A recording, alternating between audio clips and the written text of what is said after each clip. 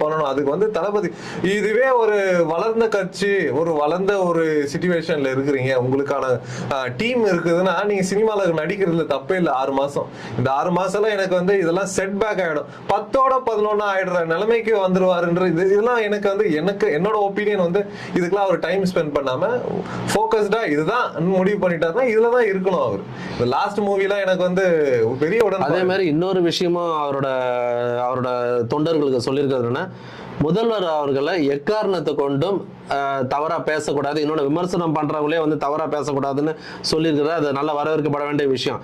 அவர் ஒரே target Udhayanidhi versus Vijay, இப்படிதான் இருக்கணும், இவங்க தான் டார்கெட். அடுத்த 2027 நம்ம சிஎம் ஆகிறத யாரும் தடுக்கவே கூடாது. ஏன்னா நீங்க சொன்ன மாதிரி பார்க்கும்போது ஏடிஎம்கேல எடப்பாடிக்கு இது ஆசிட் டெஸ்ட் தான் அவருக்கு.